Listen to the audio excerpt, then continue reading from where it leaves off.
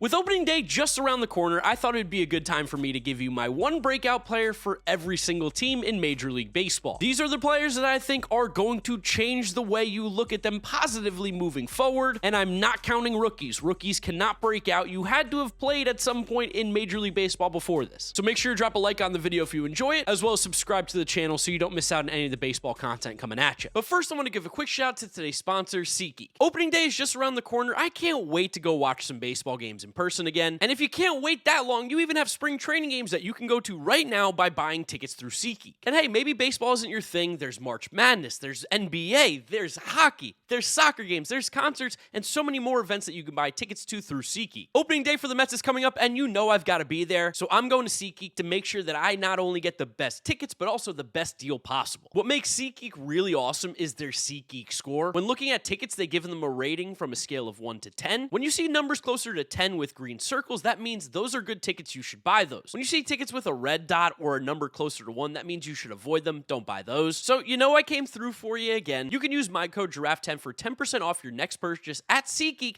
Does not have to be the first time purchase. That's code GiraffeNeckMarc for 10% off any purchase at SeatGeek. It doesn't have to be a first time buy. Not everybody gets this code, so make sure you use it, get that discount, save some money. So click the link in the description to download the SeatGeek app right now and have my code GiraffeNeckMarc automatically added to your account. Thank you to SeatGeek for sponsoring today's video. Now let's get going into those breakout players. Getting it started with the Houston Astros, and I think their breakout player could be Spencer Arrighetti. Arrighetti last year didn't have the greatest numbers for a full season. 29 appearances, a 4.53 ERA, in 145 innings, but he did strike out a lot of batters. He had an 80th percentile K rate last season at 27.1%, gets great extension, and actually gets a ton of swing and miss. Specifically in the second half of the season, Arrighetti was much better. The final 12 appearances of the season, a 3.18 ERA in 65 innings, with a whip at 1.69, a full half lower than it was during the first half, with a fastball running it up close to 95 miles an hour, a curveball, sweeper, cutter, and changeup. He has a good pitch arsenal to be a very successful pitcher this season. And looking at the stuff plus numbers, he has a plus slider and cutter, just needs to work on the location a little bit more, and he could really break out. For the Chicago Cubs, their breakout player, crow-armstrong. Man, I really wish the Mets never traded away PCA. Defensively, of course, this guy's going to be one of the best defensive center fielders in Major League Baseball this upcoming season, but at the plate, we've seen changes to his swing that we saw a little bit at the end of last season, and so far this spring, he's looked really good. So you put some improved upon hitting, along with the amazing defense and speed that crow-armstrong has, and you have someone who can be an extremely valuable player to this Cubs roster. If you can put him at the top of the order and he can get on base and play good defense like that, they're going to be scoring a ton of runs and not giving up that many either. Breakout player was pretty difficult for the Blue Jays. I'm going to go with Will Wagner, the son of Hall of Famer Billy Wagner. Will only made 86 plate appearances last year, but there were a lot of really good things that we saw in that small sample. He hit 305, a 340 on base, 788 OPS. I don't know if it's necessarily the most sticky, but similarly to a lot of high contact, low whiff, low chase guys, he puts the ball in play. Based on his bat speed, he does square up the ball pretty consistently. He actually had a pretty good barrel rate at 9.1%, and on average was hitting the ball pretty hard. Again, I don't know what the ceiling could be like for a guy like Will Wagner. The Blue Jays were really difficult to pick a breakout player because they have so many veterans that have already broken out, but of the rest of them, I think Will Wagner's my favorite. For the Boston Red Sox, I think their most likely breakout player this season is going to be Tristan Casas. Now, Casas did have a really nice 2023 season, 500 plate appearances, 857 OPS, but I think that he really just hasn't fully broken out to show that he could be one of the better first basemen in the league. With Casas, you get amazing plate discipline with a ton of power and pop in that bat. A barrel rate last year at 13.3% is some of the highest in the league. A walk rate at 12.3% is amazing. He doesn't chase. He weirdly swung and missed a lot last year and wasn't really able to square up the baseball as consistently as you would like, but the fact that he takes such a hard swing, when he does make contact, he barrels it up, and he has the ability to get on base at such a high rate, gives me a lot of hope for a guy like Tristan Casas to hit his ceiling, which would just simply be one of the best first basemen in the game. Guy's got tree trunk legs. Next up, we've got the Cincinnati Reds and their breakout player, Gavin Lux. I am in love with the Gavin Lux move to Cincinnati. You get him out of LA, he needed a change of scenery. He's been a good hitter in the past, and now he goes to one of the most hitter-friendly ballparks in all of Major League Baseball, especially for left-handed hitters. I think that there's a chance we see a 20-25 home run season from Gavin Lux if all things go right. He doesn't chase. He consistently makes pretty good contact. None of the numbers are in the elite category besides the chase rate, which was 85th percentile. But what's great about playing in Cincinnati is that if you make good enough enough contact to the whole side, which we've seen the ability for Gavin Lux to do, you are going to hit a ton of home runs. And if you're not chasing, the quality of contact can go up. And I'm always such a believer in change of scenery, and he's going to be able to play every single day. I love this move for Gavin Lux. I think everybody's got this guy as their breakout pick for the Kansas City Royals. I'm going to pick him too. That's Kris Bubic. Bubic last year made 27 appearances as a reliever and was really disgusting. Like, the stuff was crazy good from the left-hand side. This year, the Royals are going to use him as a starter, and there's a lot of promise that he can be a really effective pitcher for them. Last year, in those 27 appearances, 30 innings pitched, 39 strikeouts, an ERA at 2.67, a whip at 1.02. He was striking out 32% of the batters he faced, walking only 4%, elite ground ball rates, elite extension, no hard hit rates, no barrels. Nobody was hitting the ball hard. He was getting chases. He was getting whiffs. A full season of Kris Bubic could be really huge for the Kansas City Royals in the starting rotation. The four-seam slider changeup mix just seems like it is super difficult for guys to figure out. He literally only gave up 2 barrels last year in 30 innings. That's awesome. Keeping it in the AL Central for the Minnesota Twins, my pick is obviously going to be Matt Wallner. I'm obsessed with Matt Wallner as a hitter. I feel like we might see a 30-plus home run guy for Matt Wallner this season. If he gets 500-600 plate appearances, that should definitely happen. The last 2 seasons combined, we've seen him get about 500 plate appearances. He's hit 27 homers, an OPS right around 900. The reason I'm calling him a breakout player is because he's finally going to get the chance to play every single day, and he's going so late in fantasy drafts. Nobody's considering this guy. All he does is hit the ball hard, pull it in the air, get on base, and swing the bat as hard as he physically can. Oh, and he also has a cannon of an arm in the outfield, too. Barrel rates were disgustingly good. 17.5% is insane. Average exit velo of almost 93 miles per hour. A top 2% of Major League Baseball max exit velo at 116.8 last year. Does he strike out a lot? Yes, over 30% of the time. But when you have this elite hop, I want Matt Wallner swinging for the fences every time, because anytime he connects, there's a chance that ball's going 500 feet. Speaking of someone with crazy power, for the Pittsburgh Pirates, it has to be O'Neal Cruz. He, like, low-key had a little bit of a breakout last year, finally got about 600 plate appearances in the season, and looked really good, especially in the second half. In the second half of the season, we saw O'Neal Cruz hit 7 homers in 61 games, a 277 average, 357 on base, 464 slugging with an 821 OPS. I mean, you've seen the guy. He's a freak. He's 6'7". He hits the ball harder than anybody in baseball. He has the fastest bat speed in the entire game. He's going to be playing center field now, which seems like a really good position change. At 26, 27 years old, it feels like O'Neal Cruz is primed to have that breakout season where we're looking at a guy who could maybe even approach 40 home runs if things go right. The power is that good. It's that disgusting. He's going to be one of my favorite players to watch in baseball this year. The guy is, like, legitimately not from this planet. Now for my favorite team, the New York Mets. Originally, I was going to pick Francisco Alvarez, but he's missing time. So instead, I'm going to go to the pitching side, and I'm going to go with Tylor Megill. Megill is a guy that often gets pushed to the back end of the line for the New York Mets every single year. He typically has to find his way onto the rotation through injuries, and this year the Mets already have 2 to their rotation. Megill's still fighting for that last spot, but truthfully, the reason I'm picking Tylor Megill is because last year, one of the final starts of the season, he made against the Philadelphia Phillies. Mets had a must-win game, and he went out and he matched Zach Wheeler toe-to-toe, inning by inning, pitch by pitch, and gave the Mets a chance to win that game, which they did, and was a huge reason why they made the playoffs. One thing that's super cool about Tylor Megill, last year he threw 8 different pitches, 6 over 8% of the time. He's been tinkering with the splitter the last year or two. If that pitch ever comes around, he has so many different weapons, along with the fact that he throws 96 miles an hour. Has crazy extension because he's 6'7", and he low-key struck out 27% of the batters he faced last year. I think this might be the season Big Drip puts it all together. For the Texas Rangers, my breakout pick is the same as Foolish Baseballs in his 5 pitchers he likes video. That's going to be Robert Garcia. If you're not hip to him, he pitched for the Nationals last year. He was traded to the Texas Rangers in exchange for Nathaniel Lowe, and this guy is absolutely disgusting. Left-handed reliever, throws 94, 95 miles an hour. I got to see him last year in division because as a Mets fan saw him play for the Nationals. He's one of the best kept secrets in baseball. He throws a 4-seam changeup slider. The changeup is devastatingly good because of his weird sidearm 3/4 arm angle. He gets elite chase, elite whiff, elite barrel rates, elite hard hit rates. People have such a difficult time against him, which is crazy to see that he has a 4.22 ERA, but that's also why you shouldn't always look at relievers ERAs, because when you're striking out 30% of the batters you're facing, walking 6%, and nobody's hitting the ball hard, you're kind of just getting unlucky with those numbers at that point. Really nice pickup for the Rangers in the bullpen. I think Angels fans are going to be super excited. I'm finally giving their boy Logan O'Hoppe the respect he deserves. I'm all aboard the Logan O'Hoppe train. I think offensively, he can be a really good player. There are some things he has to cut down on, like the whiff rate and the chase rate were really bad last year. But man, when Logan O'Hoppe makes contact with the baseball, the barrel rates are fantastic. He hits the ball hard. He's consistently making quality contact when the contact is made, and we've seen him go through stretches where he is not this over-aggressive hitter. I think having Mike Trout in the lineup, having Jorge Soler in the lineup, the Angels are an improved team. I think that's going to take a lot of pressure off his shoulders this season, and I'm expecting big things from the young catcher. Ooh, okay, so for the Philadelphia Phillies, pretty impossible to pick a player. You guys always yell at me and tell me how good Bryson Stott is, so you know what? I'll pick Bryson Stott. I'll convince myself he's gonna have a breakout season. Why not? Last year was terrible. It was awful for Bryson. 671 OPS, all the numbers were down across the board. But maybe he could have a Luis Arias type season. I mean, he doesn't swing and miss. He doesn't strike out. While his bat speed's slow, he does square the baseball up. So if he starts to place the ball a little bit more, I think he got a little power happy last year since he hit 15 homers in 2023. He hit the big home runs in the playoffs. I think if he just goes back to the game that he's used to playing, which is being a contact, speedy type player, Bryson Stott can be way more valuable to this Phillies team than if he's trying to be a home run hitter, which he's simply not. For the Oakland A's, I just want to say Lawrence Butler is going to have a ridiculously good season, but he kind of broke out last year. So instead, I'm going to go with Osvaldo Bido. He might be in the pen to start the year, might be in the rotation. I really hope he's in the rotation because this guy's stuff is absolutely electric. Again, one of my favorite things to look at in terms of pitching and finding guys who I think are going to break out is their stuff plus and location plus. Bido is a rare breed. His location was so incredibly bad last year. It was 88, but his stuff was really good across the board. Like, ditch the changeup. It's a bad pitch. Don't use it. Otherwise, you're looking at a plus cutter with a plus slider, a really good fastball, and a really good sinker. That can work at the major league level. 4 really good pitches. He's just got to locate more. Easier said than done, but even last year, like, the barrel rate was ridiculously low. The hard hit rate was ridiculously low. There's something here with Osvaldo Bido. I hope he figures it out this season. But dude, please stop throwing the changeup. It's bad. And in the month of August, if you look at his numbers, 29 innings, a 1.55 ERA, 26% K rate. I'm telling you, there's something there with Osvaldo. I've fallen for it before and I'll fall for it again. Casey Mize is my breakout pick for the Detroit Tigers. Right now, his fastball looks incredible during spring training. Such a better shape, significantly more ride. Sitting 96. He's able to mix in some two-seamers as well. The stuff plus in the small sample of spring training games have been off the charts. The splitter has literally been unhittable. The slider looks really good. And again, that four-seam fastball has some serious life to it. The former #1 overall pick has had injuries, has had issues, but it feels like if he can put together a healthy season, this could be the one where you finally see Casey Mize reach maybe a little bit more potential than we've ever seen from it. I love what I've seen during spring training right now. If you've got an opportunity to pick him up in fantasy, I think he's a really fun flyer to take. There's way too much talent with Casey Mize, and if that fastball's sitting 95, 96 miles an hour, completely different pitcher. Ooh, keeping it in the AL Central. I have been blown away with how good Gavin Williams has looked this season in spring. And I was a big fan of his coming out of the draft from East Carolina back in 2021. The dude is a mountain of a man, 6'6", 255 pounds. He throws a fastball that's 97 miles an hour, a really nice curve, cutter, slider as well. 5-pitch mix, technically with that changeup. Another one of these guys who gets elite extension, limits barrel rates, throws really hard. And one thing that I really liked last year and even the prior year about Gavin Williams is that his location numbers have been above average. The dude is able to hit spots pretty consistently. But the biggest thing has been his revamped slider. It looks really good. And his fastball has been insane. He's getting crazy swings and misses in spring. He made an appearance the other day, 3 2/3 innings, 7 strikeouts, 1 walk, 2 hits, and a 42% called strike whiff rate. The Guardians are known for making pitchers crazy good. I think Gavin Williams could be that next guy. For the San Diego Padres, their breakout player, Nick Pivetta. Weird to say about a guy who just signed a multi-year contract being a breakout, but he really hasn't had that season yet where he's broken out. I mean, for his career, he has a 4.76 ERA. He had a 4.14 ERA the previous 3 seasons, basically. But now I think in San Diego, a much more pitcher-friendly park, you're going to see him have a little bit more success, especially because he is a fly ball pitcher. The K rate's great. The walk rate's great. 28.9% K rate, 6.1% walk rate. That's one of the best K to walk ratios in the league. The stuff has always been good for Nick Pivetta. I really just think he's pitched for the Phillies and the Red Sox, 2 of the hardest places to pitch. Get him in San Diego, I think he's going to have a really, really good year. Man, I'm realizing I'm picking so many pitchers. We got 2 more in a row here. First up with the Marlins, Ryan Weathers. It feels like everybody in the baseball world is all aboard the Ryan Weathers hype train. So far in the spring, he's looked really, really good. The stuff has been really sharp. He's lost some weight coming into the spring this season. He's been blowing pitches by guys. They've been having nasty movement. His fastball averaged 98 miles an hour the other day. 19.5 inches vertical break. The shape is out of control good. And he's got a new gyro slider, which looks really strong. I think especially pitching in Miami in that massive ballpark could be huge for Ryan Weathers. For the White Sox, pretty difficult to find a guy, but Sean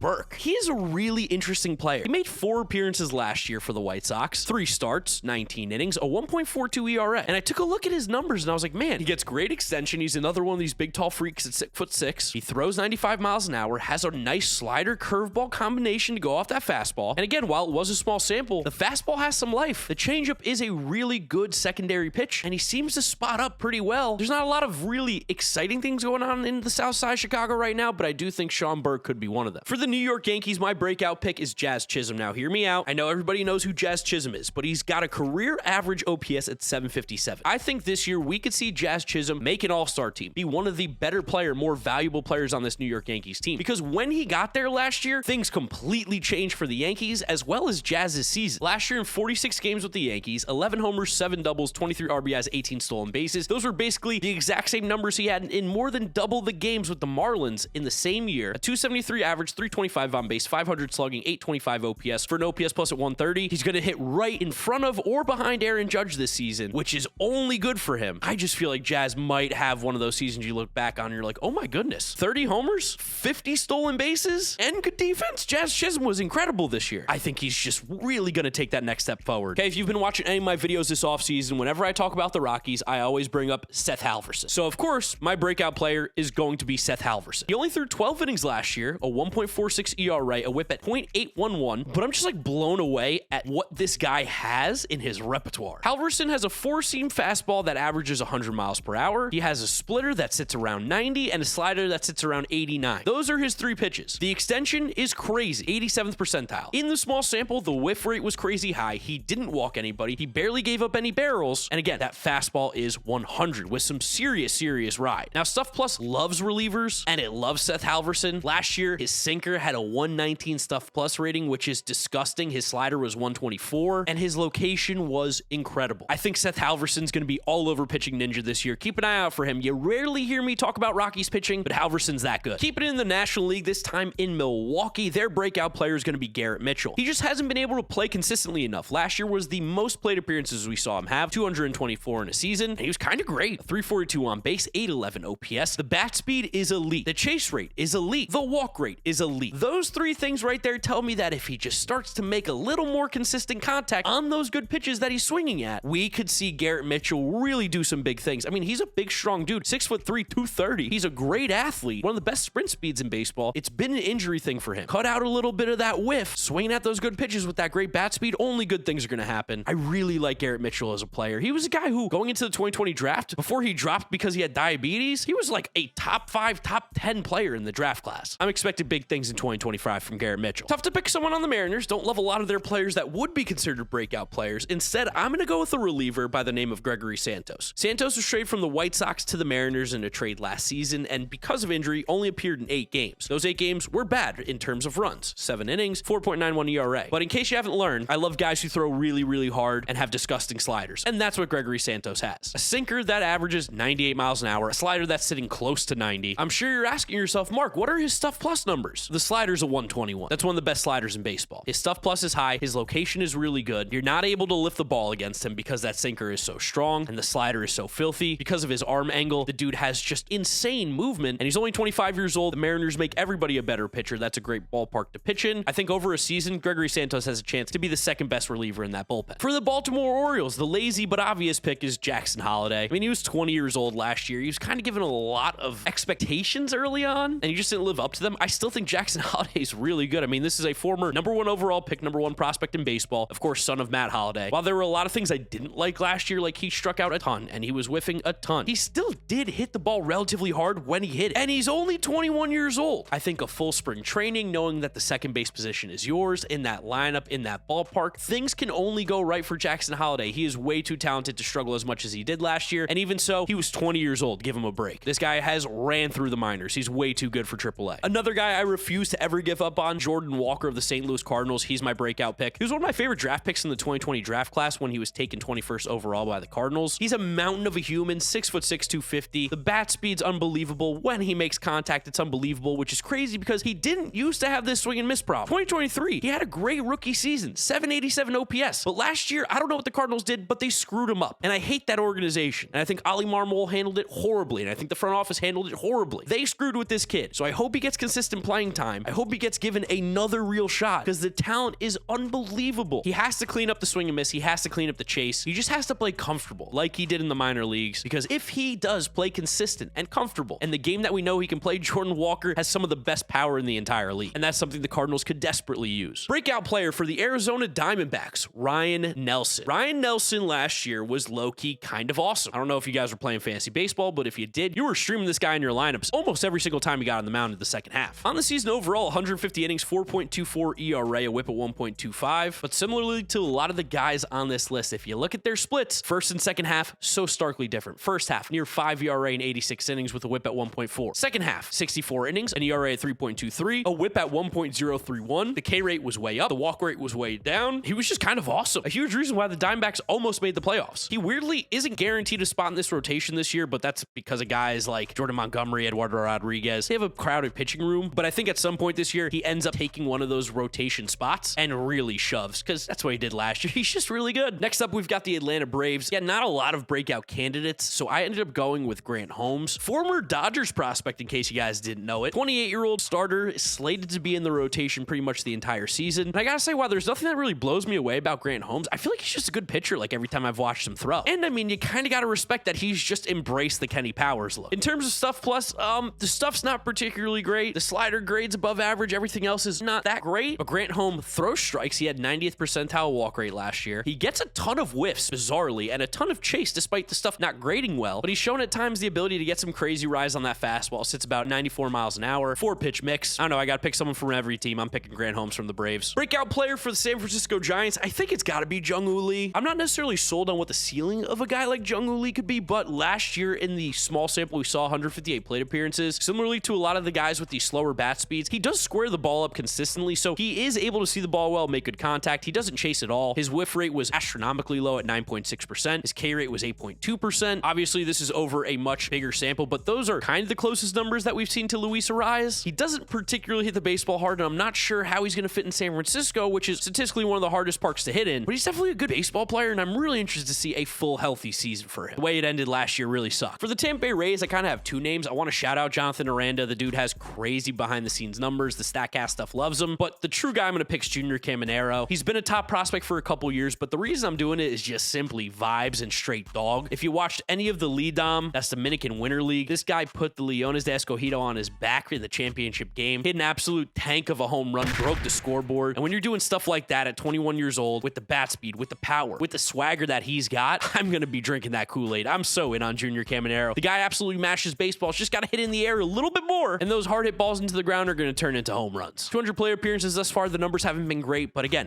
he came up as a 19, 20-year-old. He was so young, still so young. I think that he could do a lot, though, this year for the Rays. The penultimate player here for the Washington Nationals, I'm going with James Wood. Loved what I saw from James Wood in his rookie season. 336 plate appearances, 9 homers, 14 stolen bases, 264 average, 354 on base, 427 slugging, and a 781 OPS. I think he's going to be even better. I think we're seeing an OPS approach 850, close to 900 if he does everything right. This freak of a human is 6'7", 234. I first remember learning about James Wood when he was in high school at a wood bat tournament, and he had one of the nastiest home run bat flips I've ever seen. I couldn't believe he fell all the way to pick 62 in the 2021 MLB draft. I thought he was one of the 5 best players available, and obviously, he's flown through the system. He was traded for Juan Soto. This guy is an absolute stud. He needs to work on the defense. It's terrible. But at the plate, the exit velos are crazy. The hard hit rate is nuts. The chase rate is actually really good. He does swing and miss a lot, but the chase rate's awesome, so he does get on base. Walked 11.6% of the time. All those things, a full spring training knowing you're the guy in Washington, he has a chance to go nuclear this year. He has a chance to just put up some crazy, crazy numbers. You don't see athletes like this who have so much control like James Wood does. Being that big and being that patient, it's a dangerous combo. And then for the last and final player, honestly, my least favorite pick, Bobby Miller of the Los Angeles Dodgers. First off, like, how many guys can even possibly break out with the Dodgers? Not many. That's an all-star team. Second off, I can't quit Bobby Miller. Now, he did get hit in the head. That was scary. I'm glad to see he's doing okay. If things go right for Bobby Miller, I don't know how he's not just a great pitcher, but a fantastic one. The fastball is electric. The IVB is out of control, and he throws at 98 miles an hour. The curveball has got nasty amounts of drop, but at the same time, in 13 starts last year, he had an 8.52 ERA. I mean, going into the 2024 season, I had him as a top 30 pitcher in the league. Last year, he stunk it up. He's kind of fighting for his life here. I like when a pitcher has to make a change, has to get better, pushes his back up against the wall, hopefully makes an adjustment whenever he gets the shot. It's going to be difficult in that loaded rotation, but injuries, moves happen all the time. When Bobby Miller gets his name called, I think this year he's really going to step up and make a huge impact. So there they are, my breakout picks for every single team in Major League Baseball. I'd love to know who you think is going to break out down in the comment section below. I'm going to be replying to comments, so make sure you get down there. Drop a like on the video if you did enjoy it, as well as subscribe so you don't miss out on any of the content coming at you. And follow me on all my social media, GiraffeNeckMarc. Links are in the description. That's where I'll wrap it up. You guys know the drill from here on out. YouTube recommends you watch this video. This is my most recent upload, so click through those if you have not yet seen them. Thank you guys so much for watching. I'll catch you all on the next video. Bye.